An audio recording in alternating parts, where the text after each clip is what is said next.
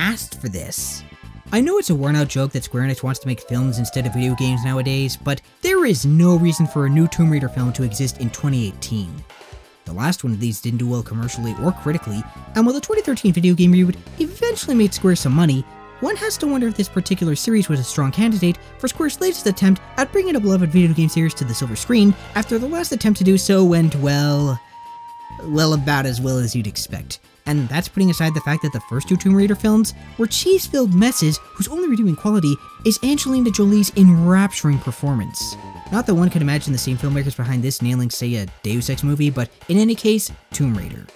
Did you play the 2013 reboot? Rise of the Tomb Raider? If both, congratulations! You've seen 70% of this film.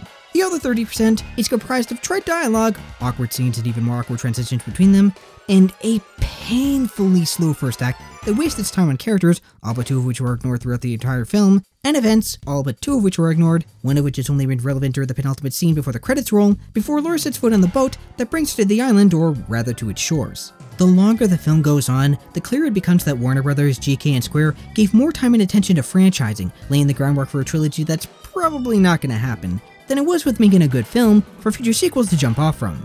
It's essentially a trailer for a Tomb Raider cinematic universe that's been stretched out to 2 hours. The most obvious example of this, aside from the sequel-related ending, that teases Lara using her iconic pair of pistols, is replacing the cult from the reboot with Trinity from Rise of the Tomb Raider, a mysterious organization who are attempting to weaponize very supernatural legends, in this case the Cursed Queen Himiko, for reasons that aren't explained beyond vague allusions to world domination.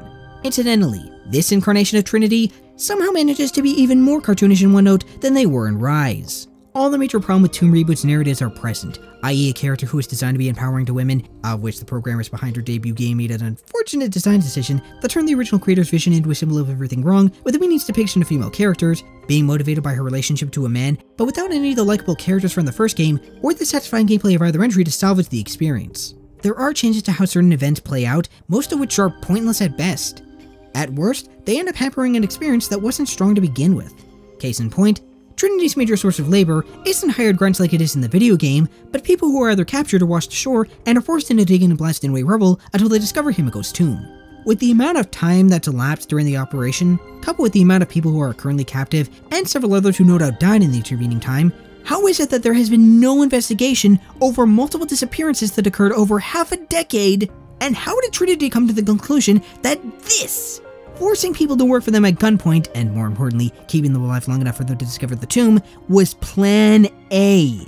They've been at this for 7 years and have found nothing. The only reason they're able to find her tomb during the film's runtime is because Lara brought her father's notebook to the island, which contains clues to its whereabouts. So, did they seriously expect to keep having a steady stream of people wash ashore for however long it would have taken them to discover this tomb on their own? They're clearly bringing in food and other logistics to keep everybody on the island alive, so why not have properly trained individuals and more equipment in order to speed along this mission? Trinity didn't display much of any intellect in Rise, but even they wouldn't be caught pulling off a scheme this reliant on a distracting lack of logic. Speaking of distracting, Lara suffers about the same amount of abuse as she does in the video game, but with the reboots, it's a video game, and having Lara limp through the entire game wouldn't make for a very fun one. Excuse is thin and doesn't dissolve the disconnect between its gameplay and the more grounded narrative compared to its predecessors. No such excuse exists for how she's able to go from one scene, struggling for her life, that itself follows an exhausting and injury-filled escape from Trinity, to walking everything off, having enough stamina to both chase after a mysterious figure, and climb out the rocky sides of the isle. To say nothing of the whiplash that comes from how quickly she recovers from the fact that she just killed a human being, and in a much more disturbing manner than the video game. Why does the camcorder that Lara finds in her father's studying room look so old? As the film constantly hammers throughout its runtime, it's been 7 years since Lara's father disappeared. So why does that bulky camcorder that her father left a message on look like it was from 1997?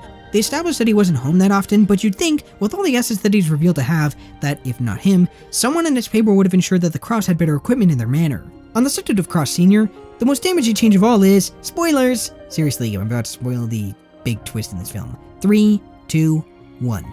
Lara's dad, still being alive and on the island, trying to undermine Trinity's operations with a series of false leads. This could have led to some interesting interactions between the two Crofts, but the execution only serves to exacerbate the issue with making Lara's character so thoroughly tied to her father, namely because we never see any reason why she's so attached to him, or the idea that he's still alive after 7 years of him gone missing. Say what you want about Rise's handling of the character, and I can't believe I'm about to go up to bat for Rise of the Tomb Raider. At least their flashbacks helped you understand why Lara was so determined to prove her father's theories were correct. The only scenes we see of Lara and her father prior to their reunion don't paint him in a particularly positive light. All they do is establish how he's never there for her. In fact, one of them flat out states that he's leaving right when he got back. So why is she so hung up on him? Yeah, he's her father, but does he give the world's best piggyback rides or something? If the film does have one saving grace, it's Alicia Vikander as Lara Croft. She has a commanding screen presence, even more so than Jolie did in the prior films. It's unfortunate then that her efforts are significantly undercut by a script so hackneyed and poorly written that the video games would have been embarrassed to include most of this dialogue. However fun it may have been to bring the set pieces from the reboot to the big screen, these live-action recreations err on the side of chaotic, mostly due to some atrocious editing. The scene where Lara leaps off the boat during the storm is a nigh unwatchable nightmare with the amount of cutting between takes and strobe effects that are used. Tomb Raider is a middling affair. It doesn't tread into so bad it's good territory like the previous films did, due to the aforementioned lead's laudable performance, but said performance isn't enough to carry the film on its own. Still, it's best to look on the bright side. At least we only have to deal with 2 of these this year. Until next time, game on, my friends.